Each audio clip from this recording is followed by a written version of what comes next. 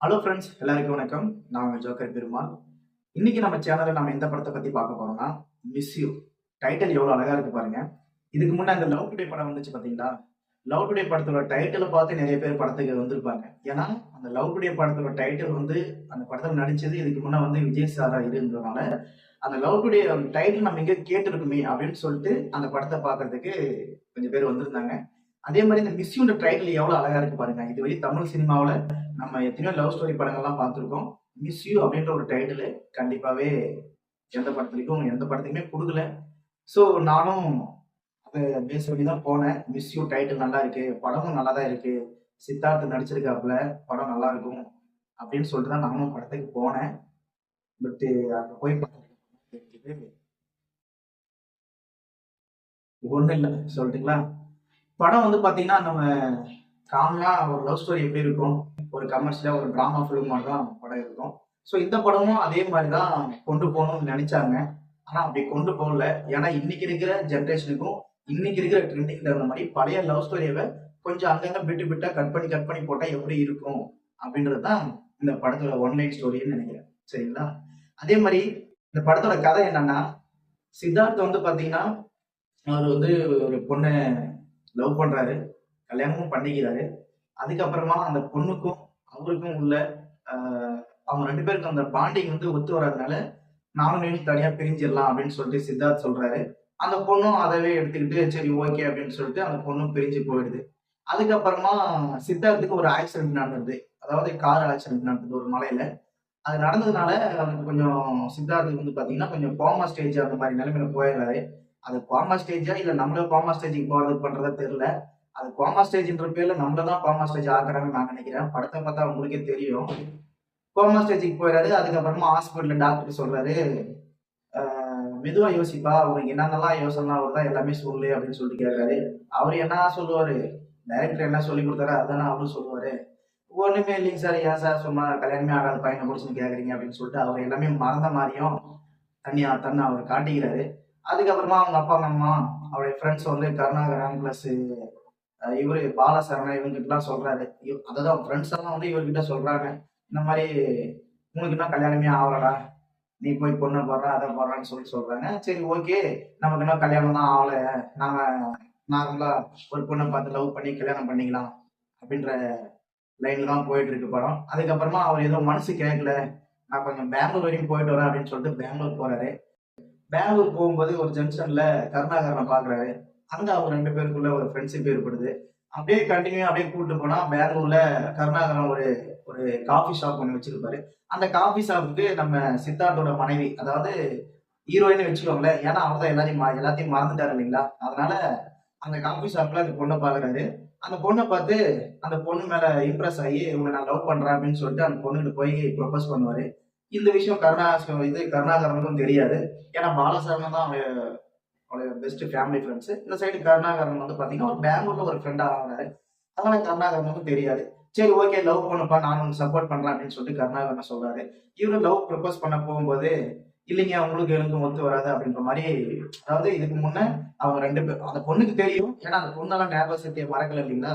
அந்த பொண்ணுக்கு தெரியும். இல்லப்பா உங்களுக்கு எனக்கு செட் ஆகாதுன்னு சொல்லிட்டு விட்டுருச்சு.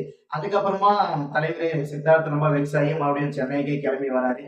சென்னைக்கு கிளம்பி வர்றதுக்கு அப்புறமா அவங்க அம்மா கிட்ட சொல்றாரு, அம்மா நான் லவ் பண்ற பொண்ணு இதுதான், இந்த பொண்ணை பாருமா, உனக்கு பிடிச்சிருக்குதா, நான் கல்யாணம் பண்ணிக்கிறேன் அப்படின்னு சொல்லிட்டு சொல்றாப்படி. உடனே சித்தார்த்தோட அம்மா என்ன பண்றாங்கன்னா, அதாவது நம்ம படத்தோட ஹீரோ அவர் என்ன பண்றாருன்னா, எங்க அம்மா என்ன பண்றாங்கன்னா, சித்தார்த்தோட ஃப்ரெண்ட்ஸ் எல்லாம் கூப்பிட்டு, "டேய் இந்த மாதிரி இந்த பொண்ணை கல்யாணம் பண்ணிக்கிறேன், இந்த பொண்ணை தான் நான் லவ் பண்றேன் அப்படின்னு சொல்றேன்டா, கொஞ்சம் வாங்கடா, எனக்கு என்னன்னு தெரியல, கையும் ஓடல காலும் ஓடல, படத்தை எப்படி எப்படி எல்லாம் கொண்டு போறாங்க அப்படின்னு சொல்லிட்டு அவங்க அம்மா சொல்றாங்க. உடனே அவன் ஃப்ரெண்ட்ஸ் எல்லாம் பாலசரவணன் இவங்க எல்லாம் டேய் இந்த பொண்ணெல்லாம் உனக்கு செட் ஆகாதா, இந்த பொண்ணை நீ ஆல்ரெடி பார்த்துட்டு லவ் ப்ரப்போஸ் போனதுக்கு அப்புறம் அந்த பொண்ணுக்கு நிறைய சண்டைலாம் வந்துச்சு, அதுக்கப்புறமா நீ அந்த பொண்ணை விட்டுட்டடா அப்படின்னு சொல்லிட்டு அவங்க எவ்வளவு கன்வின்ஸ் பண்ணி நம்மளவும் தேட்டருக்குள்ள அங்கங்க சுத்த விட்டு பாக்குறாங்க, கதையை கொண்டு போறாங்க. அதுக்கப்புறமா சரி ஓகே அப்படின்னு ஓரளவுக்கு அந்த பொண்ணை மறந்துடுவோம், நமக்கு அந்த பொண்ணு செட் ஆகுது அப்படின்ற ஒரு கட்டத்துக்கு சித்தார்த்தே வந்துடுறாரு. வந்ததுக்கு அப்புறமா டோர் காலிங் பெல் தட்டுறாங்க. யாருன்னு பார்த்தா, எப்ப பார்த்தாலுமே சித்தார்த்தோட ஃப்ரெண்ட்ஸை பார்த்தோம் அப்பப்போ ஓடி போற ஒரு கேரக்டர் ஒண்ணு வருது. அந்த கேரக்டர் சார் உங்களை நிறைய டைம் நான் பார்க்கலாம்னு நினைச்சேன், ஆனா உங்க ஃப்ரெண்ட்ஸுங்க தான் விட மாட்டாங்க, என்னன்னு தெரியலீங்க சார், நான் இன்னைக்கு உங்களை பார்த்தே ஆகணும்னு சொல்லி ஆகணும்னு சொல்லிட்டு வராரு. அவர் தான் ட்விஸ்டே கொடுக்குறாருன்னு நினைக்கிறேன். அதுக்கப்புறமா அவர் வந்து பாத்தீங்கன்னா அவர் போட்டோ ஆல்பம் காட்டுறாரு. அதாவது சித்தார்த்துக்கும் அவர் லவ் பண்ண பொண்ணுக்கும் ஏற்கனவே கல்யாணம் ஆயிடுச்சு. அதான் அவர் மறந்துட்டாரு இல்லைங்களா? ஞாபகம் மறதி ஆயிடுச்சு இல்லைங்களா? கோமா ஸ்டேஜுக்கு போயிட்டாரு இல்லைங்களா? கொஞ்சோண்டு அதாவது ஒரு 25% வந்து பாத்தீங்கன்னா அவர் வந்து அவருடைய லைஃப்ல நடந்த ஒரு கடந்த ஒரு 2 வருஷமா அவர் வந்து மறந்துட்டாரு. அதுக்கு முன்னாடி நடந்ததெல்லாம் அவருடைய மைண்ட்ல இருக்கு. இதான் கதை. உடனே அவர் வந்து ஆல்பத்தெல்லாம் காட்டுறாரு. கல்யாண ஆல்பத்தெல்லாம் பார்த்துட்டு, அடடா! என்ன நமக்கு கல்யாணமே ஆயிடுச்சே! சொல்லவே இல்லையே! இந்த சீன்லாம் எடுக்கவே இல்லையேன்னு சொல்லிட்டு அவரு கொஞ்சம் ஆச்சரியப்படுறாரு. ஆச்சரியப்பட்டதுக்கு அப்புறமா, "என்னடா இந்த விஷயமெல்லாம் என்கிட்ட சொல்லாமயே மறைச்சிட்டீங்களா?" அப்படின்னு சொல்லிட்டு அவங்க ஃப்ரெண்ட்ஸ் எல்லாம் திட்டுறாரு. அதுக்கப்புறமா அவங்க அப்பா, அம்மாவும் திட்டுறாங்க. கடைசியில அவங்க ஃப்ரெண்ட்ஸ கேட்கும்போது, "என்ன நடந்துச்சு?" அப்படின்னு சொல்லிட்டு அவங்க ஃப்ரெண்ட்ஸ கேட்கும்போது, அப்பவும் தலைவருக்கு என்ன நடந்ததுன்னு அப்பவும் அவருக்கு ஞாபக சக்தியெல்லாம் எதுவுமே வரல. கடைசியில அவங்க ஃப்ரெண்ட்ஸ கேட்கும்போது, இல்லடா இந்த மாதிரிலாம் கல்யாணம் ஆயிடுச்சு. பொண்ணு ஹீரோயினோட அப்பா வந்து பார்த்தீங்கன்னா, ரொம்ப உடம்பு சரியில்லாம போயிடுச்சு. ஆ அவருடைய உயிருக்கே ஆபத்து. அவரு இறந்ததுக்கு அப்புறம் என் பொண்ண நான் எங்க விடுவேன்னு சொல்லிட்டு தெரியலன்றதுனால தான், அவங்க அப்பாவும், உங்க அப்பாவும் ஃப்ரெண்ட்ஸ்ன்றதுனால உனக்கு கல்யாணம் பண்ணி வச்சுட்டாங்கடா அப்படின்னு சொல்லிட்டு அவங்க ஃப்ரெண்ட்ஸ் எல்லாம் சொல்றாங்க. ஸோ அதுக்கப்புறமா எல்லாம் தலைவருக்கு தெரிஞ்சுக்குது. நம்ம லவ் பண்ண பொண்ணு வந்து நம்மளுடைய லவர் கிடையாது. நம்மளுடைய மனைவி தான். நம்முடைய முன்னாள் மனைவி தான் சொல்லிட்டு நம்முடைய ஹீரோ அப்பதான் கண்டுபிடிக்கிறாரு. அதுக்கப்புறமா மறுபடியும் பெங்களூர் போறாரு. போயிட்டு அந்த பொண்ணு பார்க்குறாரு. இந்த மாதிரி எனக்கு எல்லாம் ஞாபகம் ஞாபகம் வராத மாதிரி அவர் பேசிக்கிறாரு. இந்த மாதிரி தான்மா, இந்த மாதிரி உங்க நான் கல்யாணம் பண்ணி ஆசைப்படுறேன். மறுபடியும் நம்ம சேர்ந்து வாழ்றதுக்கு வாய்ப்பே இல்லையா? பிரிஞ்சவங்க சேரவே முடியாதா? பிரிஞ்சவங்க பிரிஞ்சே தான் இருக்கிறோமா? அப்படின்னு சொல்லிட்டு நம்ம பழைய காலத்து பழைய படத்தோட டைலாக் எல்லாம் எடுத்து விடுறாரு. அதுக்கப்புறமா கொஞ்சம் கொஞ்சமா இல்ல மறுபடியும் உங்களுக்கு செட் ஆகுது. நீ எல்லாத்தையும் மறந்துட்ட. நான் எதுவுமே நான் மறக்கல. மறக்காதனால தான் எனக்கு கஷ்டமா இருக்கு. நீங்க எல்லாத்தையும் மறந்ததுனால நீ ஈஸியா வந்து சொல்ற அப்படின்னு சில கருத்தெல்லாம் சொல்றாங்க ஹீரோயின். அதுக்கப்புறமா சரி ஓகேன்னு சொல்லிட்டு மறுபடியும் போறாரு. மறுபடியும் போனதுக்கு அப்புறம் மறுபடியும் அவங்க ஃப்ரெண்ட்ஸும் கூட பேசுறாரு. எங்கேயோ லேக் ஆகி என்னென்னவோ பண்ணுது. நமக்கே கொஞ்சம் தலை சுத்துற மாதிரி இருக்குது. படத்துல பாதியை விட்டு எழுந்து வந்துடலாமோன்னு இருக்கு. பட் இருந்தாலும் என்ன பண்றது? நம்ம சித்தார்த் நடிச்சிட்டாரு இல்லைங்களா? அதனாலவே நம்ம பாலசரவணன் இவங்கெல்லாம் கொஞ்சம் நம்மளுடைய மிகப்பெரிய ஒரு நடிகர்கள். நிறைய படத்துல பெருசா நடிச்சிருக்காங்கன்றதுக்காக தான் நம்ம படத்தை பார்க்கறதுக்கே போனோம். அங்கதான் போனா இந்த மாதிரிலாம் சொதப்பி விட்டாங்க. கடைசியில மறுபடியும் அவங்க ஃப்ரெண்ட்ஸ் கிட்டே வராரு. அவங்க ஃப்ரெண்ட்ஸ் மறுபடியும் ஆஹ் சரக்கு அடிச்சிட்டு இருக்கும் அவங்க ஃப்ரெண்ட்ஸ் கிட்ட சரக்கு அடிச்சிட்டு இருக்கும்போது ஒரு ப்ரொடியூசர் கால் பண்றாரு. தலைவர் வந்து பாத்தீங்கன்னா ஒரு படம் எடுக்கணும். இவருக்கு வந்து ஒரு டைரக்டர் பண்ணணும் தான் தலைவருக்கு வந்து ஆசை. அதாவது படத்தோட ஸ்டார்டிங்ல அந்த சீனை சொல்லுவாங்க. நான் உங்களுக்கு சொல்ல மறந்துட்டேன். கடைசியில கிளைமேக்ஸ்லயே அந்த சீன் வருது. அதாவது படத்தோட என்னைக்குமே வந்து பாத்தீங்கன்னா ஒரு ஹீரோவோட கொள்கை என்ன, ஹீரோ எதை நோக்கி போறாருன்றது தான் கதையிலேயே இருக்கும். அதாவது லவ் பண்ற பொண்ணை கூட விட்டுட்டு நம்மளுடைய ஆம்பிஷனை நோக்கி போகணும் அப்படின்றது மாதிரி தான் ஸ்கிரீன் பிளே கொடுப்பாங்க. எல்லா டைரக்டரும் நம்ம அப்பதான் பார்த்துருக்கோம். ஆனா இந்த படத்துல ஹீரோவோட கொள்கை வந்து பாத்தீங்கன்னா ஸ்டார்டிங்ல இவர் ஒரு டைரக்டர் ஆகணும். மறுபடியும் கிளைமேக்ஸ்ல அந்த டைரக்டர் வந்து கதை சொன்ன ப்ரொடக்ஷன் வந்து ஒரு ஃபோன் பண்றாரு. இது 2 இடத்துல மட்டும்தான் அவருடைய கொள்கை, அவருடைய கோட்பாடு, அவருடைய ஆம்பிஷன், அவருடைய எய்ம், அவருடைய லட்சியம் எல்லாம் காட்டுது. இடையில லவ் தான், வேற ஒண்ணும் கிடையாது. அதுதான் விஷயம்னு வச்சுக்கிறாங்க என்னன்னு தெரியல. சரி ஓகேன்னு சொல்லிட்டு பார்த்தா ப்ரொடக்ஷன் ஃபோன் பண்றாரு. ஃபோன் போட்டு இந்த மாதிரி நீ ஒரு கதை ஒன்று சொன்னலையப்பா, ஒரு லவ் ஸ்டோரி கதை.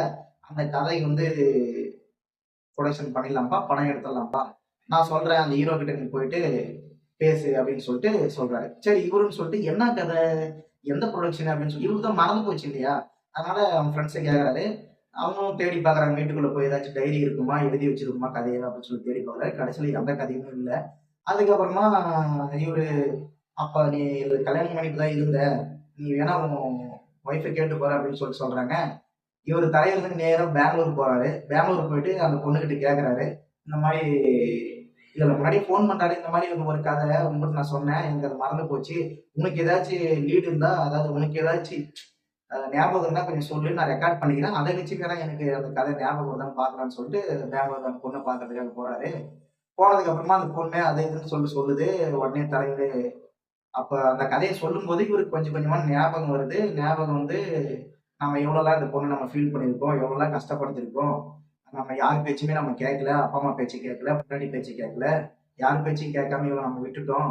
இன்னைக்கு இவ அனாதையா இருக்கிறா. நமக்கு இப்பதான் அந்த ஞாபகம்லாம் வருதுன்னு சொல்லிட்டு அழுகுறாரு.